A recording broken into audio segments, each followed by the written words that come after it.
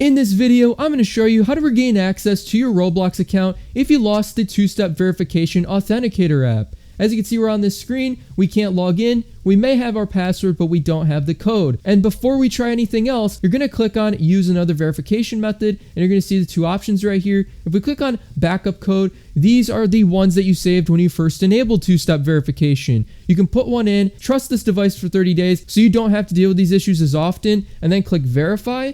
But of course, most of us didn't save those. So if we just click Roblox support over here on the bottom, it's going to take us to this page, and we're going to scroll all the way down until we see need more help. We're going to click on that. And from here, you're going to put in your date of birth. Now, in some cases, you're not able to actually put the date of birth that's actually on your account. It comes up with this weird error over here, enter a valid date of birth. So if you want this to go through, you got to go to January if it's any other month, and then click continue, and then you'll be in. It's really weird, but it works. And from here, you're going to put in your username, your first name, email address, confirm it. Then you're going to see what device type you have. We're going to say PC, but it could be anyone for you. Then we're going to see type of help, and I'm going to click on account hacked or can't log in. Then there's going to be a subcategory, and we're going to click on lost access to my two-step verification method. From there, we're going to explain that we lost our two-factor authenticator app, but we still have access to our phone number and our email address. Once we send that, you're going to see this verification. We're going to start the puzzle, and you're going to want to make sure that it matches the other image. We're going to click submit, and then from there, it's going to take us to a bot page where we have to type out our problem again.